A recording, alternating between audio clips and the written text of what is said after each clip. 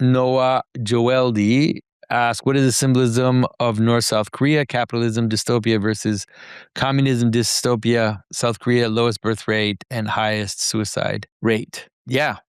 I mean, I think it's for sure it's a stark example of the two extremes and how, and it's something that we should learn from, for example, because the truth is that, and some people will be very annoyed with what I'm about to say, but the truth is that Christians should not be pure capitalists, and it's the same. Christianity is also not a socialist kind of communist type of thinking. It just isn't. It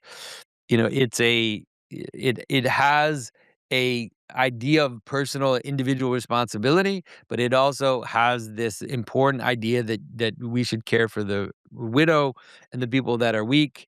And it's an interplay between those two.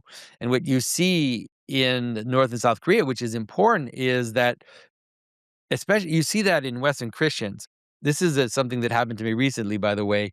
Um, a woman who's a wonderful woman that I really um, I thought was admirable. She was doing all these different projects, but one of the projects she was involved in was funding these documentaries in Iran. And this was kind of like before the war, like as the war was kind of on the horizon, it hadn't started yet. And she told me about how they funded this documentary about a kind of punk rock type, whatever, screamo band in Iran. And, she was very happy to say, like we're funding this rebellious teens, these rebellious, kind of screamo bands in Iran. And this woman was a Christian. And I couldn't help myself. Usually, I don't say things like that, but I asked her, I said, "And so what, right? Is that what you want for Iran? You want us to paint them rainbow and make them like us? Right? So that they don't have children anymore, so that they become degenerate? Like, is that your answer to authoritarianism, right? Is degeneracy. And this is something that America has participated in, right? It's like the answer to autocracy is porn. The answer to autocracy is Disney and consumer culture. And no, it isn't. Like those two sides are suicidal.